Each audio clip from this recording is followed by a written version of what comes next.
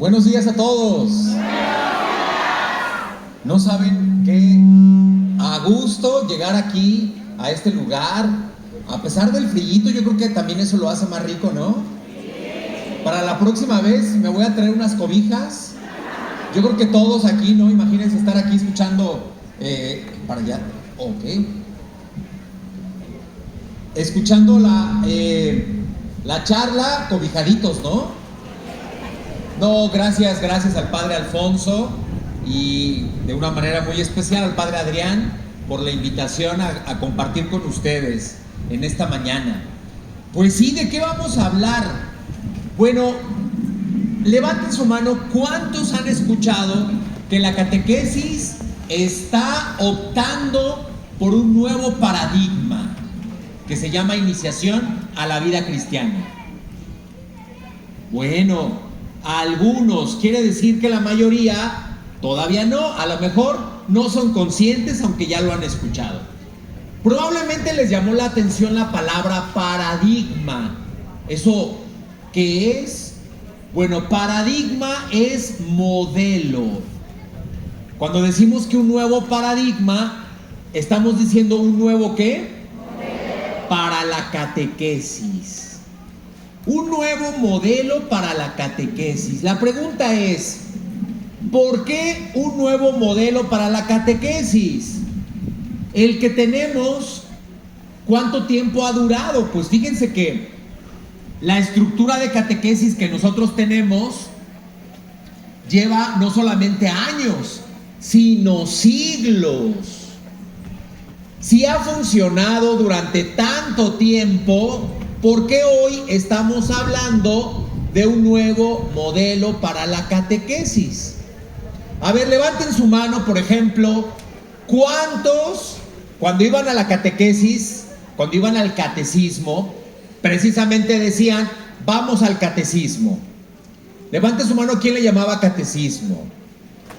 Sí, yo también en mis tiempos. Levanten su mano además, ¿quién le decía doctrina? Sí, todos, ¿verdad? Muy bien.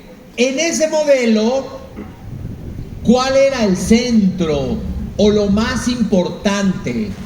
Se llamaba el catecismo porque precisamente lo que aprendíamos que era el catecismo, que eran preguntas y respuestas. En ese tiempo, ¿había un tema como lo hay ahora?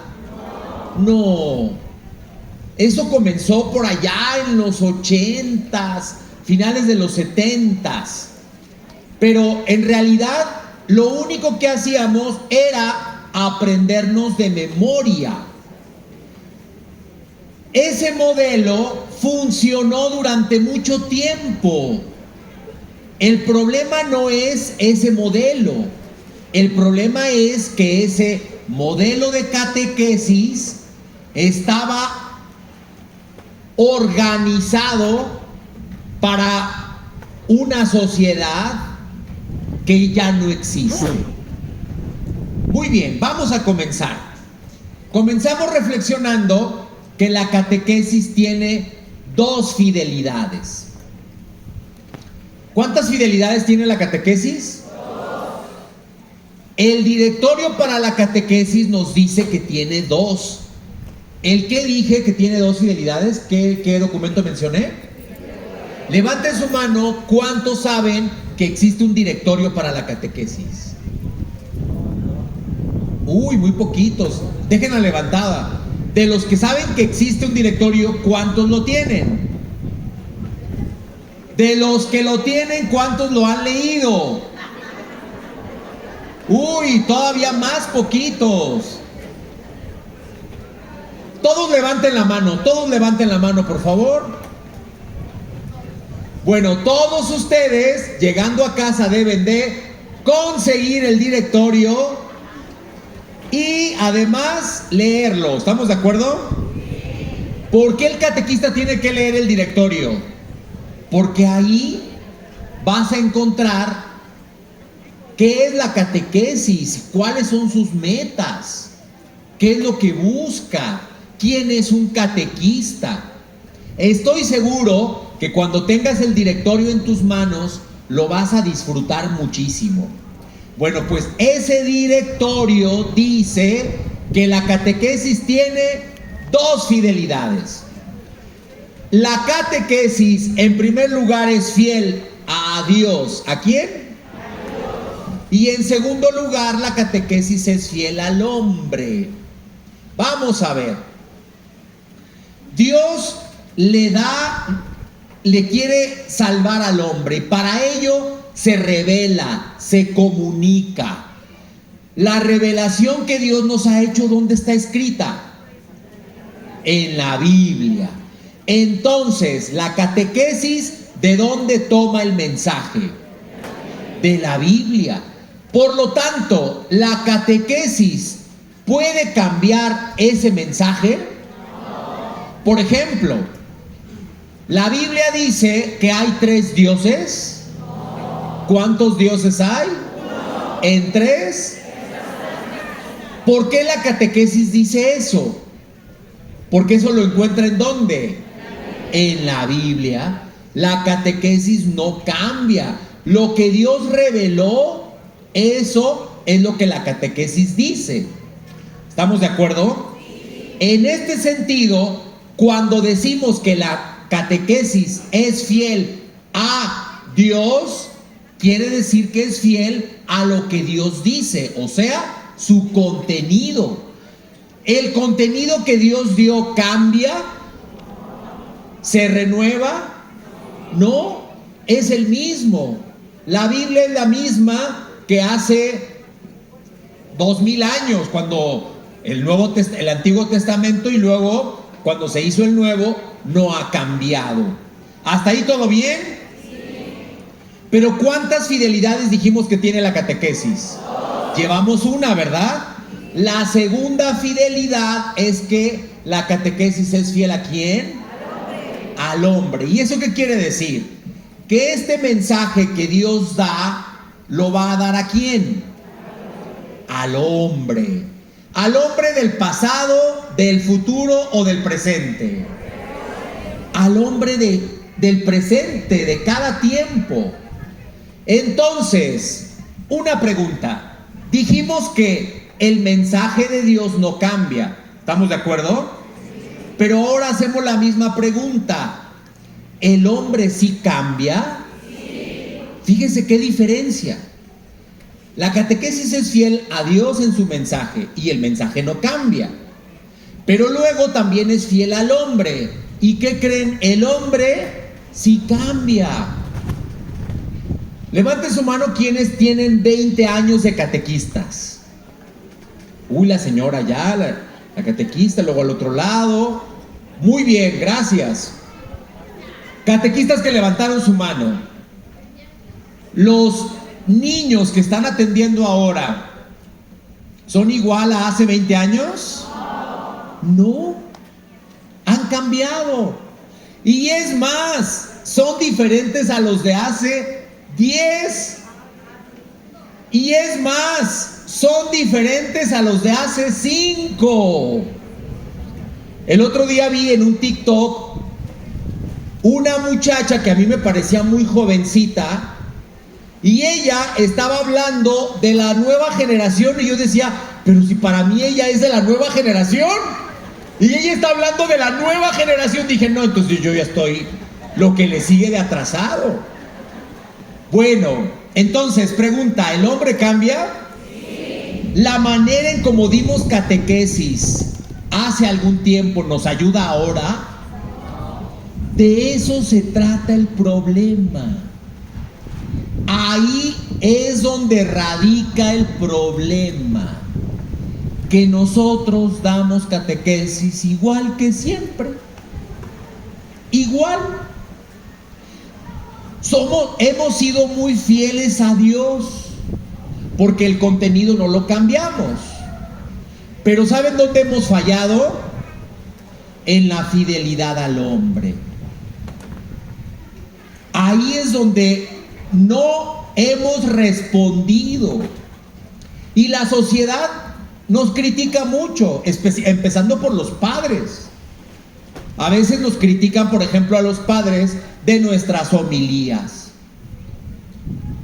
Y la gente va a misa y dice, pero eso que el padre dijo, ¿qué tiene que ver conmigo? ¿Qué me dice a mí? No me ilumina, no me habla a mi vida. El padre no quiere decir que haya dicho una herejía o haya dicho algo en contra de la fe. Probablemente ahí no es el problema. El problema está en que lo que decimos no le ilumina a la gente. Eso por hablar de nosotros los padres. Luego los catequistas tienen ese desafío, que la catequesis que damos probablemente no llega a la vida, no llega a las personas, a tocar su vida, a iluminar lo que viven, lo que sufren, los caminos que buscan. Y en ese sentido, quizá hemos dejado de ser fieles al hombre. Cuando hablamos de un nuevo paradigma, un nuevo modelo de catequesis, precisamente nos estamos refiriendo a ser fieles, sin dejar de ser fieles a Dios en su mensaje, sí ser fieles al hombre. Bueno, ¿cómo se llama ese nuevo paradigma de la catequesis? ¿Cómo? Se llama iniciación a la vida cristiana. ¿Cómo se llama? Bueno, pues esta conferencia, esta charla que les voy a compartir, precisamente quiere que ustedes reflexionen, que todos juntos reflexionemos, ¿qué es la iniciación a la vida cristiana? Y bueno, vamos a partir de una realidad. Ya vimos que la catequesis tiene dos fidelidades y que si estamos hablando de un nuevo paradigma es para responder a la segunda fidelidad. Una pregunta, catequistas, ¿ustedes creen que el mundo está cambiando? Sí. ¿Ustedes creen que la manera de pensar, de vivir, de entender la vida es diferente? Sí. ¿Les gustaba más antes o les gusta más ahora? Antes. ¿Les gusta más? Fíjense que a mí hay cosas que me gustan más ahora, francamente. Es verdad que antes había cosas muy bonitas, pero no nos vayamos a poner como tíos diciendo, ay, es que antes era mejor. Sí, pero seamos objetivos. Por ejemplo, ¿qué me gusta de este tiempo? ¿Qué veo yo en los jóvenes? Que en mi tiempo no. Las nuevas generaciones, yo los siento más ecológicos. En mi generación, por ejemplo, me acuerdo que íbamos de paseo, incluso de la parroquia, y yo no me acuerdo que los catequistas nos hayan dicho, junten la basura. A lo mejor en sus tiempos, aquí en Valle, pues a lo mejor sí, pero yo sentía que no estábamos preocupados. Y ahora yo siento, por ejemplo, mis sobrinos le estaban pidiendo a su papá un árbol, un arbolito, para sembrarlo, porque ellos están entendiendo que se necesitan más árboles. Yo eso lo veo muy bien. Y también, qué bien ahora lo de las redes sociales, ¿no? Que nos podemos comunicar. También hay que decirlo. ¿Saben cómo llegamos aquí hoy? Porque el padre Adrián nos mandó su ubicación en tiempo real. Si hubiéramos estado hace 20 años, ¿dónde está el padre Otoniel y la hermana Rocío? Por allá andan en el cerro, allá en el volcán, perdidos. Gracias a eso, a la tecnología, nos fue más fácil llegar. ¿Estamos de acuerdo? Pero también es cierto que hay cosas que antes veíamos que eran, a lo mejor había más valores, a lo mejor había más respeto. Bien, y ante eso que está cambiando y que vemos que es diferente, ¿qué sugieren que hagamos? ¿Nos ponemos a llorar porque antes era mejor? ¿O enfrentamos el desafío? A ver, levante su mano, ¿quién quiere ponerse a llorar? Para ir, ya las servilletas ya están, ok, muy bien. La señora ya sí quiere ponerse a llorar. Bueno, Ahora levante su mano quien quiere enfrentar el desafío. Muy bien. Esto se trata de enfrentar el desafío. Fíjense bien. No estamos en una época de cambio. Fíjense bien las dos palabras, las dos frases que voy a decir. Una es época de cambio y otra es cambio de época. ¿Serán lo mismo? Una época de cambios es un tiempo prolongado en donde en una fracción de ese tiempo ha habido cambios. Pero fíjense bien la otra, cambio de época. Quiere decir no solamente que están habiendo cambios, sino que cambió la época. Eso estamos viviendo hoy. Por ejemplo, los 60s. ¿Alguien vivió su juventud en los 60s de los que están aquí? ¡Ay, la señora! Señora, ¿cómo era vivir en los 60s? Qué bonito, ¿no? Había mucho respeto, dice. Bueno, en los 60s hubo una época donde hubo cambios, ¿no? Por ejemplo, cambió la música. Antes los jóvenes no tenían música. No había una música para jóvenes. Los jóvenes escuchaban lo que escuchaban los adultos. ¿Pero qué creen que pasó en los 60s? Los jóvenes dijeron, nosotros queremos nuestra música. Y nacieron grupos como los Beatles, como grupos que ahora ya los escuchamos muy viejitos, pero que en ese tiempo era música para jóvenes. Bueno, aunque en los 60s hubo muchos cambios, seguía siendo la misma época. Ahora estamos peor. Bueno, peor no en el sentido negativo.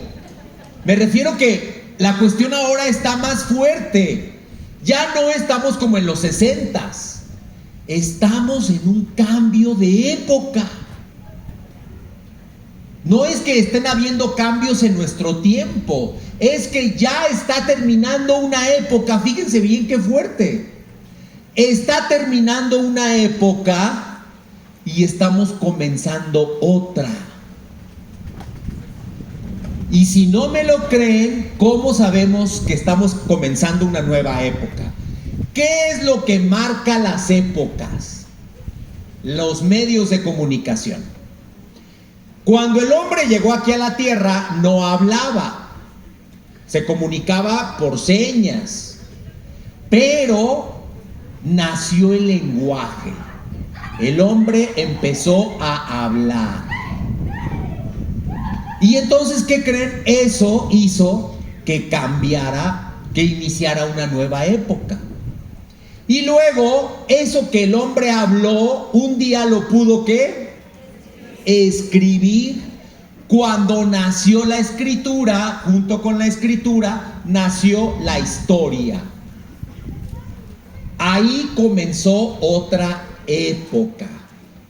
Y luego pasó mucho tiempo, y luego resulta que los libros los tenían que hacer a mano. Pero nació la imprenta. ¿Y qué creen? Junto con la imprenta, ¿qué nació? Otra época. Cada época la marca un medio de comunicación.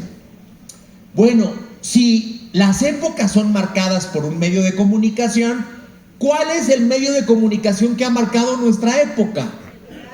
El Internet. El Internet, con todo lo que contrae, nos está marcando otra época. A veces, por ejemplo, pasan cosas que antes no sucedían. Cuando llegas a una casa, antes de pedir agua, antes de pedir cualquier cosa, que dices, ¿no me puedes prestar tu red?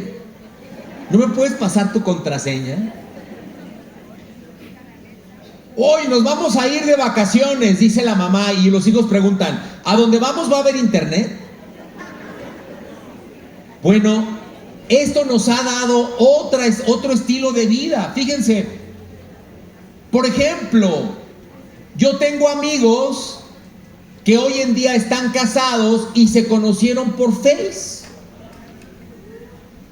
Es decir, antes, por ejemplo, sucedía que se escribían cartas. Ya las cartas han pasado. Hay relaciones que han comenzado por las redes sociales, pero también, ¿qué creen? Hay relaciones que se han terminado por las redes sociales. Y le pregunta el padre a un matrimonio que se quiere divorciar: a ver, fulanita, ¿por qué te quieres divorciar? Es que mi marido nunca le da me gusta a mis historias. Y eso yo no lo puedo perdonar. O también, ¿por qué te quieres divorciar? Porque mi marido se la pasa dándole me gusta a esa fulana. Las redes sociales también nos han modificado. Una pregunta: ¿las redes sociales también han impactado la iglesia y todo lo que tiene que ver?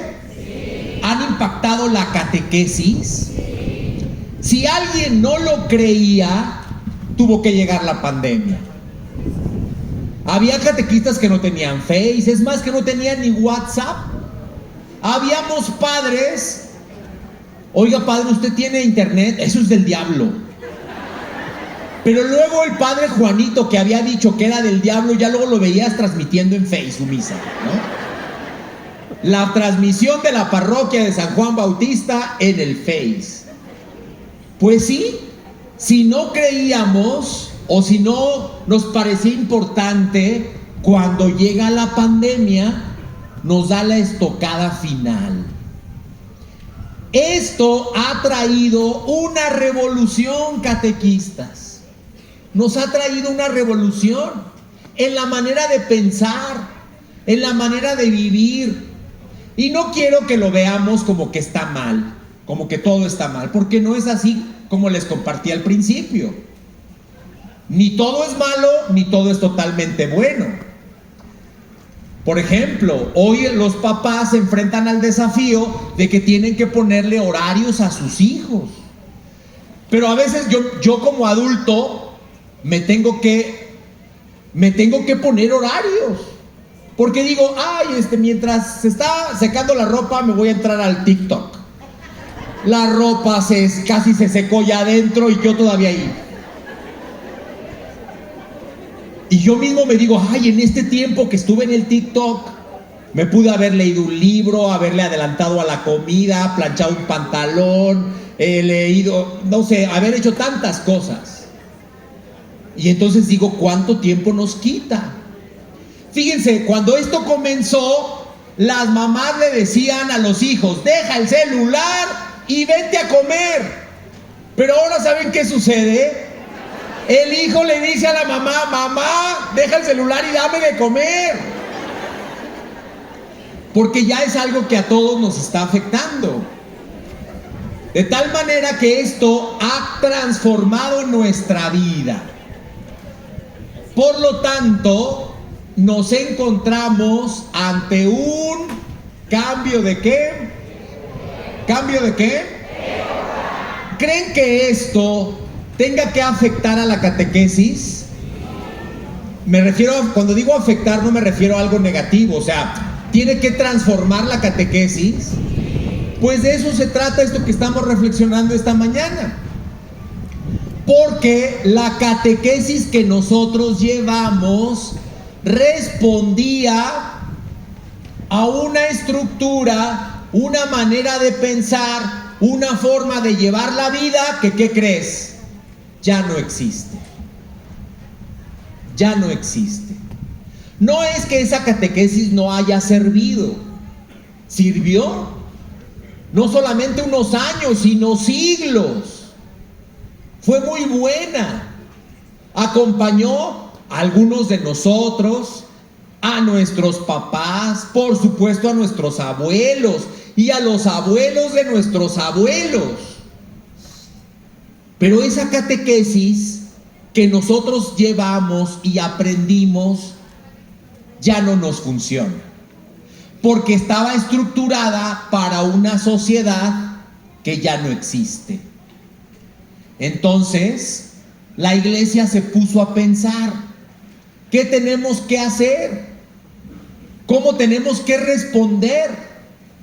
Y entonces la pregunta fue la siguiente: ¿cómo le hicieron los primeros cristianos para hacer que la gente que les rodeaba vinieran a la fe y por lo tanto también se hicieran parte de la iglesia, o sea, cristianos? ¿Cómo lo hicieron ellos? Pues la respuesta está en el catecumenado. ¿En el qué? ¿Alguien había escuchado esa palabra? Sí. Levante su mano. ¿Quién es la primera vez que está escuchando la palabra catecumenado? Muy bien, por allí 2, 3, 4, 5, la mayoría sí. Bueno, ¿qué era el catecumenado? Bueno, pues era un tiempo, un camino, una estructura para que quienes no creían, en el momento en que entraban en ese camino, en ese proceso, fueran primero teniendo fe y luego madurando en su fe.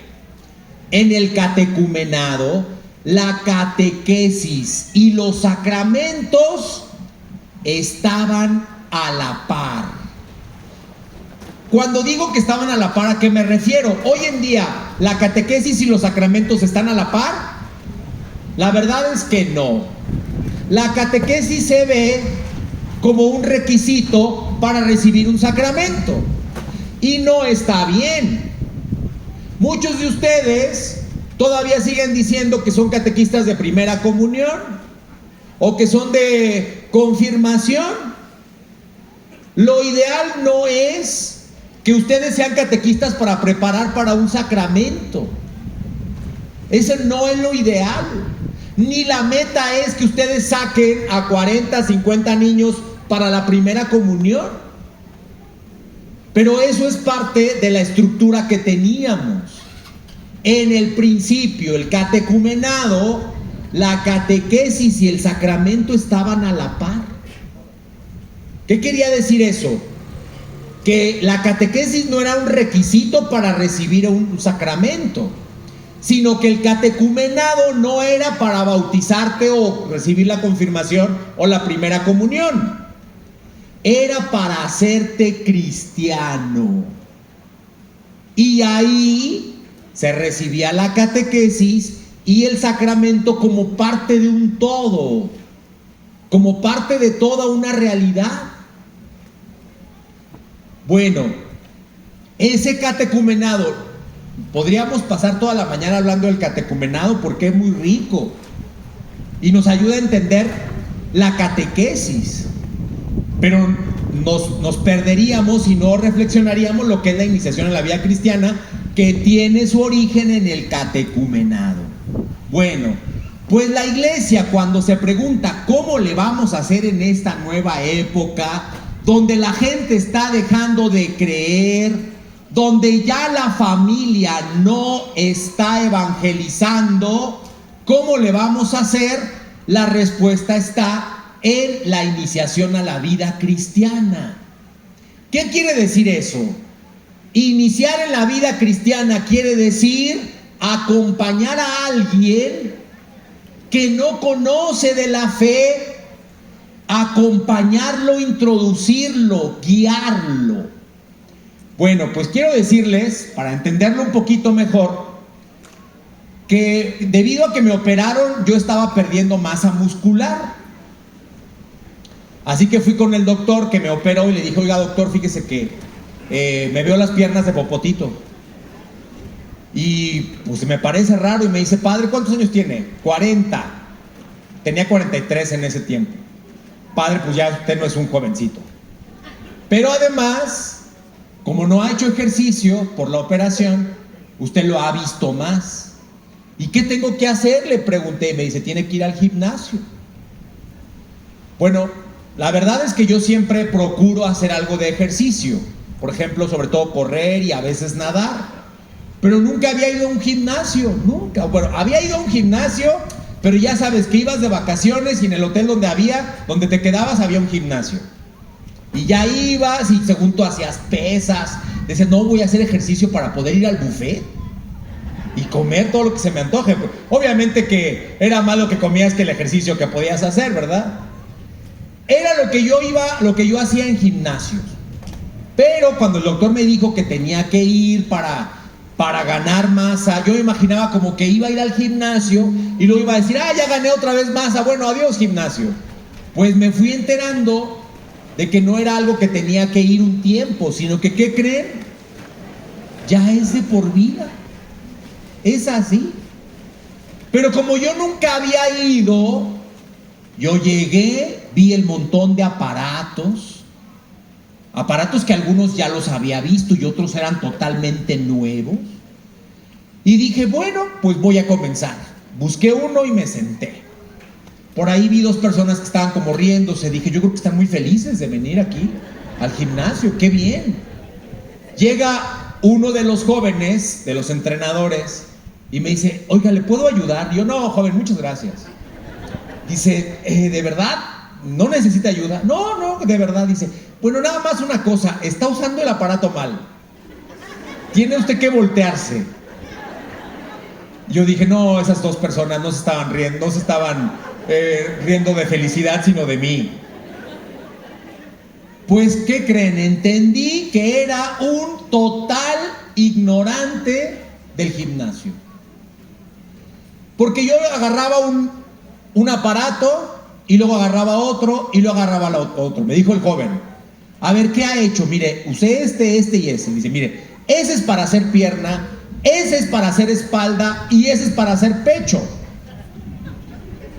Y yo, ajá. Pues mira, que tienes que elegir una parte de tu cuerpo cada día. Por ejemplo, hoy vas a hacer pierna, mañana haces espalda. Bueno, pues ya que estaba yo, por ejemplo, haciendo un ejercicio para espalda, yo creo que todos ubican ese aparato donde jalas una como barra, ¿no? Ya yo decía, facilísimo, ya lo estoy haciendo. Y que me dice, no, usted tiene que apretar los músculos de la espalda. Yo decía, ni siquiera sabía que podía apretar esos músculos. Y ahí, pues ahí estaba hasta que él dijo, ya los apretó, así tiene que hacerlo. Y entonces, por ejemplo, yo llegaba a un aparato y así lo hacía. Y me decía, no, siéntese así, hágale así, ahora hágalo. Y yo decía, no puedo. Y dice, es que así es como tiene que hacerlo. Este entrenador me ayudó a entrar en algo que era totalmente desconocido para mí. Este entrenador me inició en el gimnasio. Me dijo cómo usar los aparatos, de qué manera, cuándo, cómo, toda una cultura. A eso nos referimos cuando hablamos de una catequesis de iniciación a la vida cristiana. Cuando decimos esto, no nos estamos refiriendo únicamente a los sacramentos. Como recordamos, los 7 sacramentos, los primeros 3 les llamamos sacramentos ¿de qué? De iniciación cristiana. Estamos hablando de una catequesis de iniciación a la vida ¿qué? Cristiana. Incluye los sacramentos, pero lo diferenciamos cuando decimos sacramentos de iniciación cristiana. Nos referimos, cuando ustedes escuchen iniciación cristiana, nos referimos a los sacramentos. ¿Estamos de acuerdo? Pero el nuevo paradigma se llama iniciación.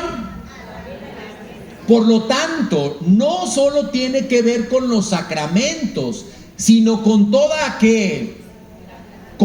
lo que tiene que ver con ser cristiano. Oiga, padre, ¿y eso por qué? ¿Por qué necesitamos en este nuevo modelo hacer eso? Antes, ¿quién era quien te iniciaba como cristiano? Tus papás, tu familia, tus abuelitos. ¿Estamos de acuerdo? A ver, levanten su mano. ¿Quién aprendió a orar por su mamá o por alguien de su familia? La mayoría, muy bien. Levanten su mano. Por ejemplo, yo me acuerdo haber ido con mi abuelita a la iglesia. Mi mamá eso no me lo enseñó. A lo mejor no se dio cuenta.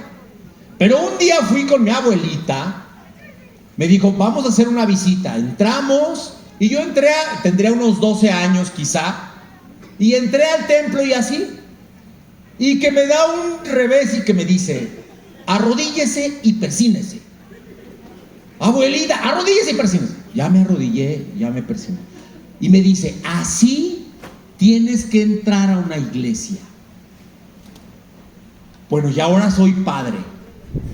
Y a veces voy a otro lugar y voy a hacer una visita al templo, a la catedral. ¿Y qué creen que escucho aquí en mi oído?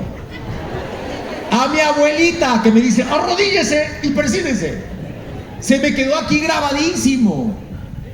Bueno, en ese tiempo la familia te enseñaba a orar, te enseñaba a vivir como cristiano.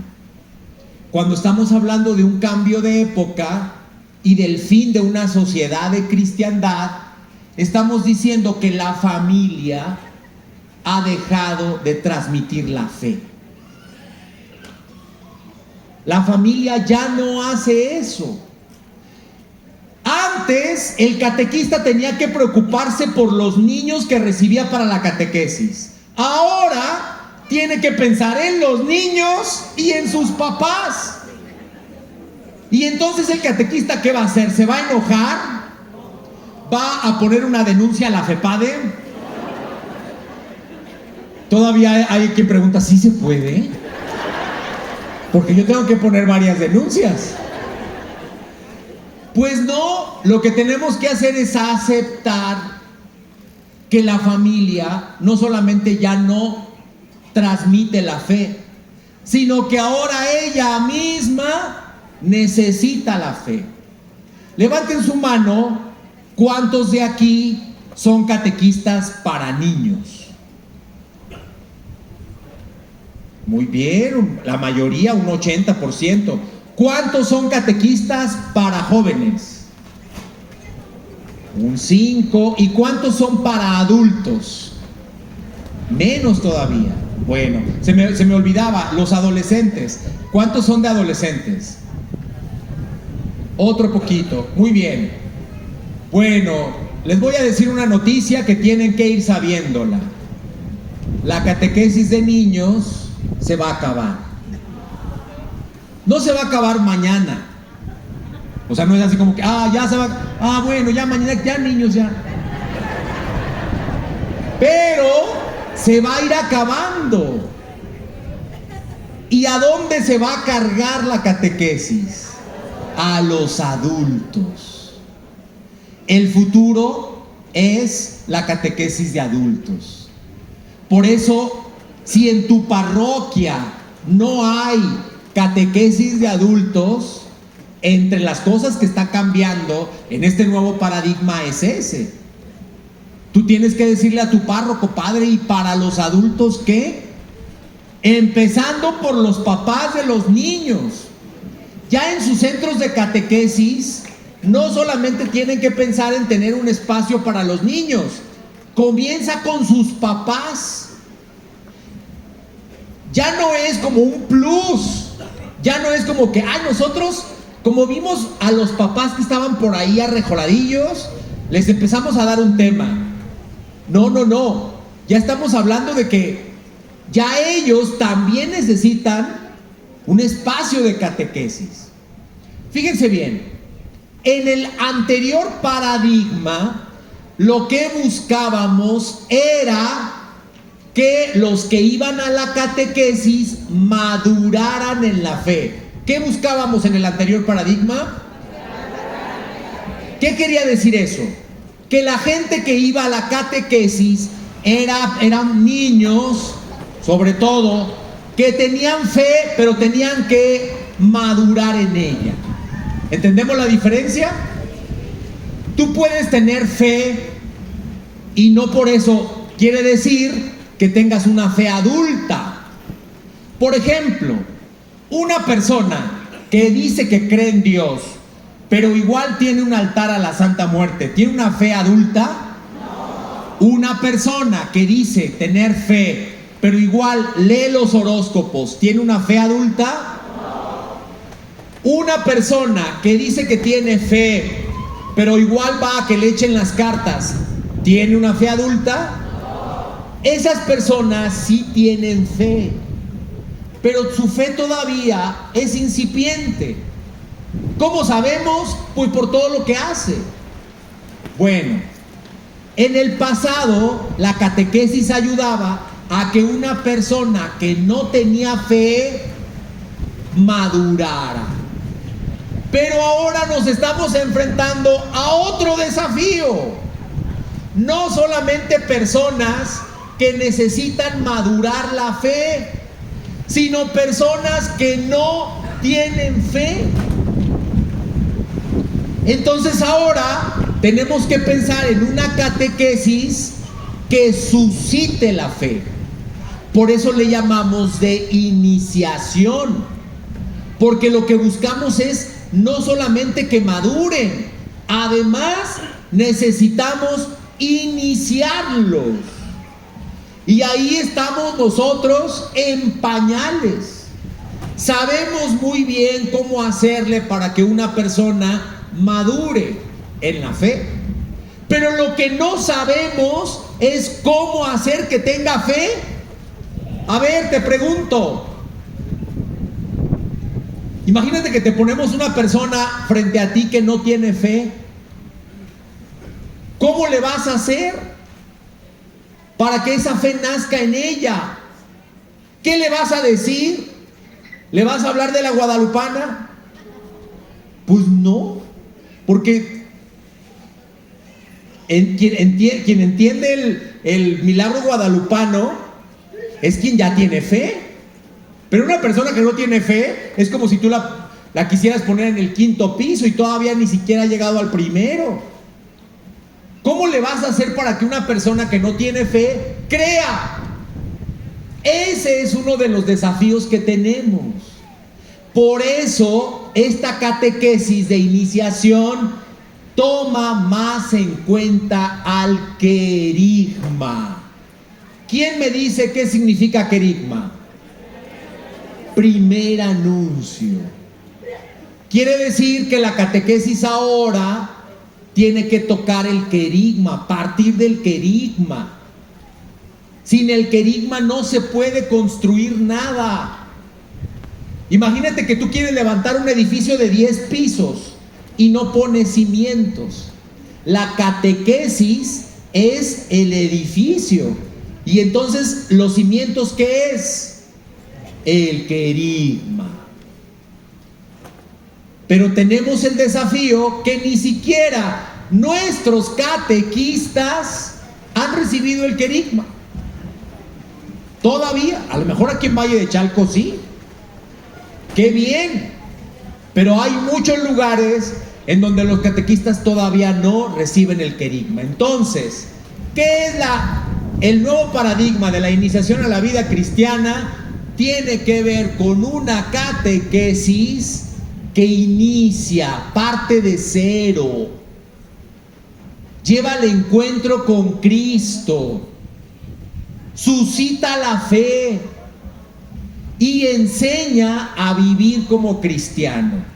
Muy bien, esa iniciación tiene 5 iniciaciones. ¿Cuántas iniciaciones tiene la iniciación en la vida cristiana? A ver, ¿a quién le gustan los pasteles? Levante su mano para que el padre Adrián tome nota y ahorita les traiga su pastel a cada uno. La señora ya dice, a mí me gustan, pero yo me cuido. Bueno. Muy bien. Imagínate tú que la iniciación a la vida cristiana es un pastel. Y ese pastel tiene 5 rebanadas. ¿Cuántas rebanadas? Primer iniciación. La iniciación a la vida cristiana debe de ser una iniciación a las verdades de fe. ¿Una iniciación a qué? A ver, ¿dónde están las verdades de fe? En el credo. Cuando una persona que no cree llega a la iglesia y por lo tanto a la catequesis, lo primero que tenemos que hacer es iniciarla en las verdades de fe. Pero esas verdades de fe, la catequesis no las enseña como un dogma, porque el dogma es frío, es cuadrado. Por ejemplo, un dogma es que Jesucristo es verdadero hombre. Ese es un dogma. Imagínate que llega una persona que no tiene fe y tú le dices, mira, primero tú vas a creer que Jesucristo es Dios y hombre.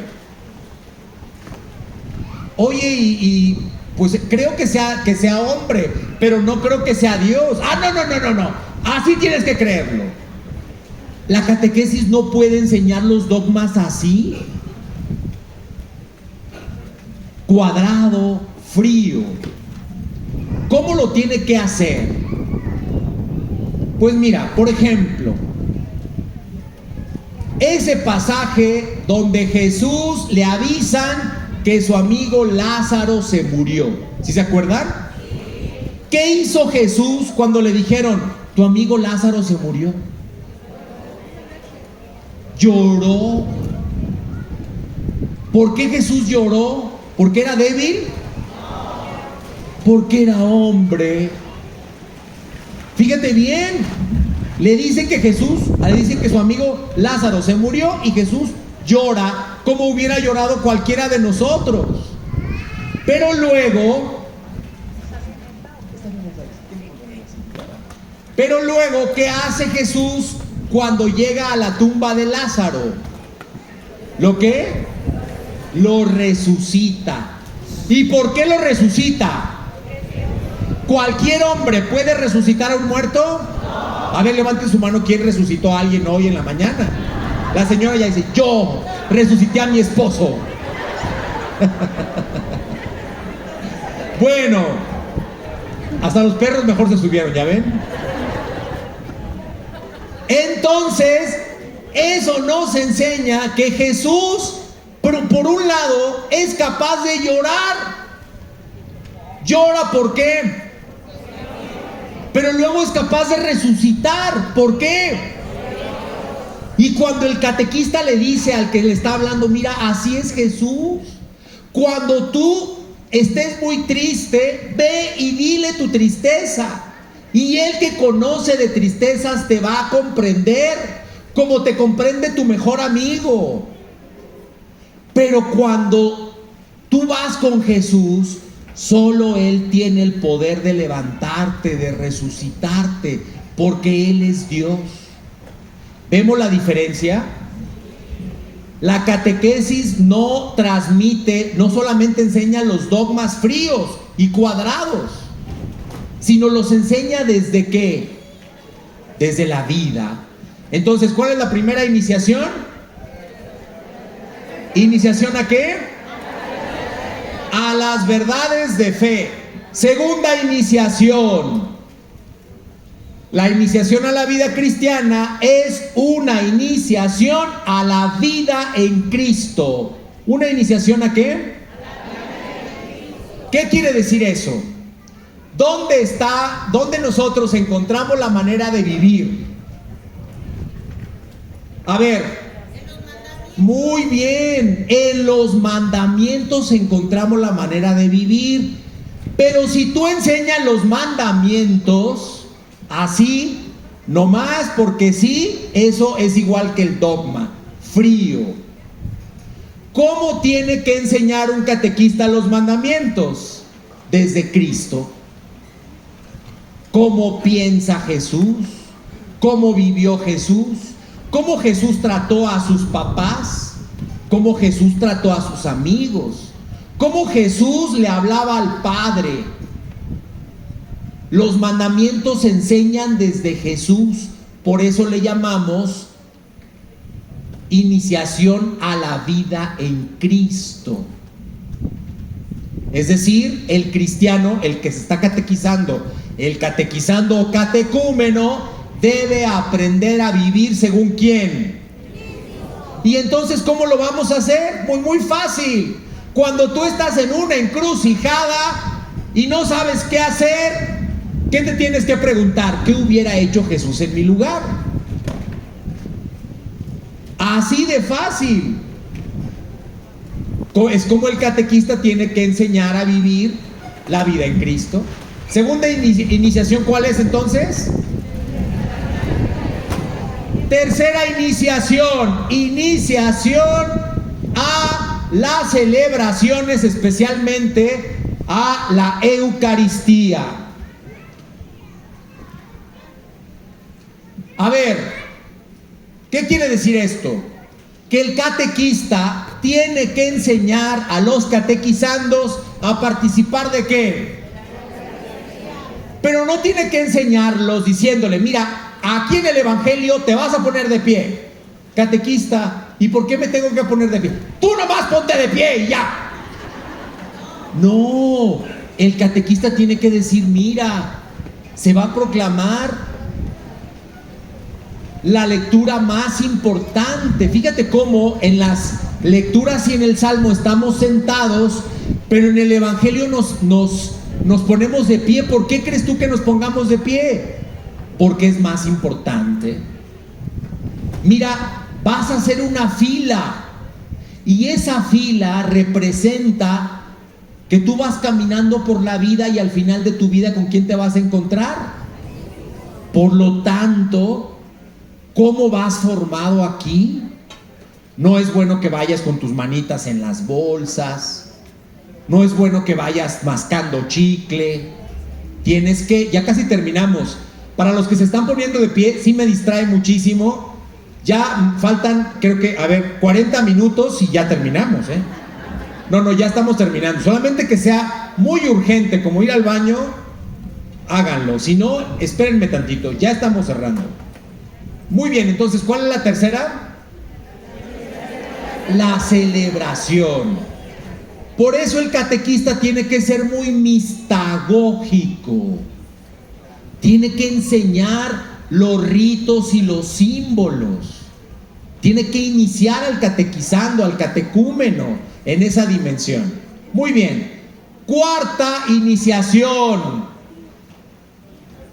El catequista que inicia la vida en Cristo tiene que iniciar a orar. La catequesis tiene que ser una escuela de oración. Pregunta, catequistas, ¿cómo le hace el catequista para enseñar a orar? ¿Cómo le hace? Se pone a orar, no hay de otra. Aquí cosas muy prácticas. Levanten su mano, ¿quién inicia su sesión de catequesis haciendo una oración? ¿Y quién la termina haciendo una oración? ¿Cuál es más larga, la de inicio o la del final?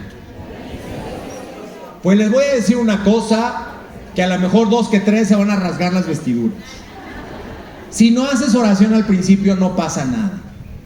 La oración del principio no es importante. Es importante para consagrarte. Pero te voy a decir una cosa, nadie te está haciendo caso. Los niños o los jóvenes o los adultos todavía vienen con lo que estaban haciendo. La oración de principio no tiene mucho fruto. La que tú tienes que ponerle toda la carne al asador es la de al final. Porque durante la catequesis Dios le está hablando al catequizando. Y luego tú dejas que el catequizando le hable a Dios. El problema es que nunca le damos tiempo al catequizando de que le hable a Dios. Porque si hacemos oración final, ¿quién crees que hace la oración final? El catequista. Vamos a hablarle a Dios y a decirle que mamá, gracias a Dios por mamá que ha sido tan buena y ella nos lava los platos, nos hace todo, la comida, qué bien, qué bonito, cómo te queremos mamá, bien. Y el catequista habló toda la oración. Y el catequizando a lo mejor puede ser que haya pensado, yo quería decirle algo a Dios, pero tú no le diste chance, no le diste el espacio. Cuando decimos que la catequesis es una escuela de oración, si es verdad, tú tienes que comenzarla. Tú tienes que dar como las líneas. ¿Y luego qué crees? quédate en silencio y deja que Él le hable a Dios. El problema es que pensamos que el catequizando se va a perder y que tiene que escucharme para que le hable a Dios. Pues no es así. Debes de confiar también en la acción de Dios en ellos. Entonces, mira, si tú haces oración al principio, no te preocupes, síguela haciendo, tranquilo. Pero la de al final, no la dejes. Dale el tiempo incluso a tu sesión. Mi sesión dura 1 hora. Pues 5 minutos para iniciar, 20 para exponer y 20 para orar. Que el último no sea un momento así chiquito. Incluso organiza celebraciones. Una vez estaba yo viendo a una catequista que es una maestra en la oración y dio el tema a niños de kinder sobre el crecimiento.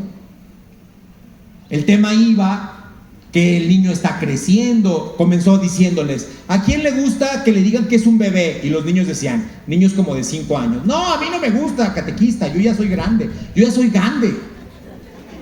Pues sí, ya, porque tú has crecido, mira, ya le llevó ropita de bebé, dijo: miren, esta es la ropita que tú usabas, pero ya no la usas porque ya creciste.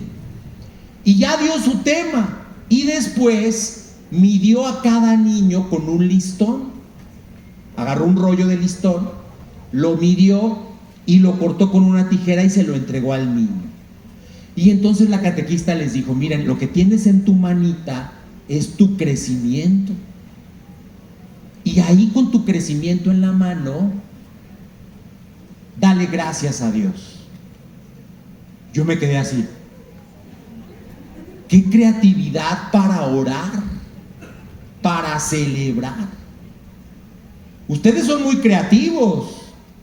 El problema es que somos creativos para dar solamente la catequesis. Bueno, esa creatividad que tú tienes, ahora también úsala para celebraciones y oraciones. Porque eso es una escuela.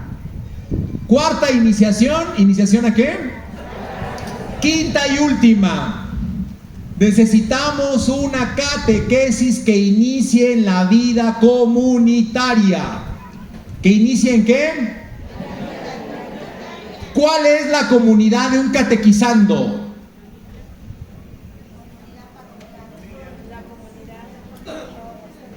La parroquia. A ver, imagínense una parroquia donde hay 3,000 personas. ¿Esa será la comunidad de un niño? No, nadie puede tener una relación cercana con 3,000. No es humano. Pero la familia dijimos que ya no inicia. ¿Cuál es su comunidad? El grupo de catequesis. El grupo de catequesis es su primera comunidad.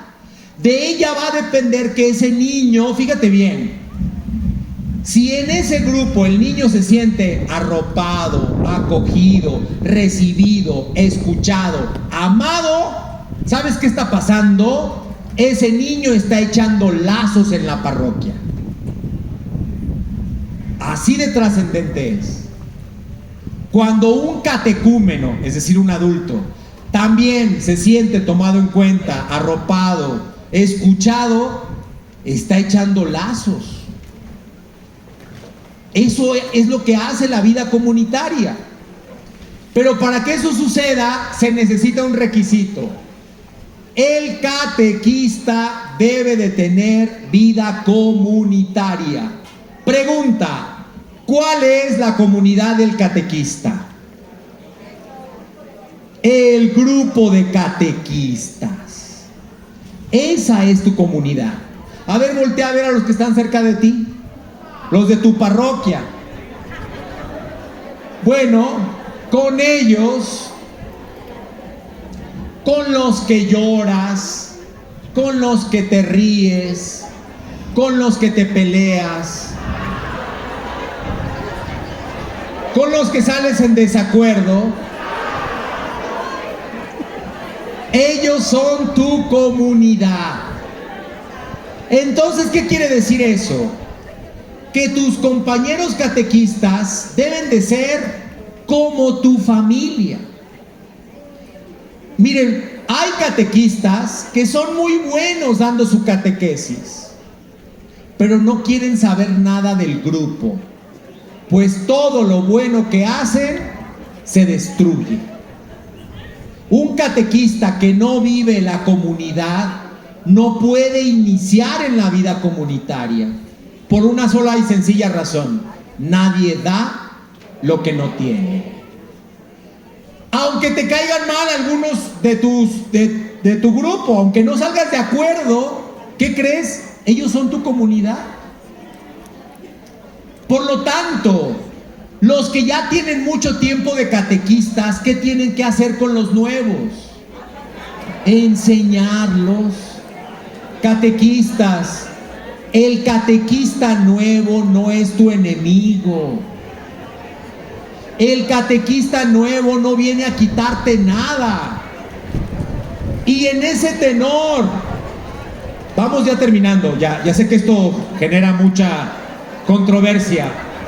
Vamos a hacer silencio. Pero además, el catequista que va llegando va a traerte muchas propuestas, sobre todo si es joven. No le cierres el camino. Una cosa que tú nunca debes de decir, catequista, escucha bien, es: siempre lo hemos hecho así. Esa frase no la debe de decir un catequista. Un catequista tiene que estar abierto a lo nuevo. Y un catequista que entra a un grupo es un aire fresco, es una renovación. Por lo tanto, las propuestas que haga, algunas van a estar descabelladas, pero no le cierres la puerta de un tajo. Escucha sus propuestas, tómalas en cuenta, porque eso hace bien, eso renueva. Y sobre todo, al catequista que va llegando, trátenlo como a ti te hubiera gustado que te trataran. Eso hace una comunidad. Arropa a los que están ahí, que van llegando, que van entrando. Y esto va a ayudar a que se viva la comunidad. ¿Cómo se llama el nuevo paradigma de la catequesis? ¿Dónde se inspira el nuevo paradigma de la catequesis? En el catecumen. ¿Cómo que el catecismo? En el catecumenado. ¿Cuántas iniciaciones tiene? 5. ¿Cuáles son? Iniciación a las verdades de fe, a la vida en Cristo. 3. En las celebraciones. 4. Iniciación a la oración. Y 5. Muy bien, un aplauso muy fuerte.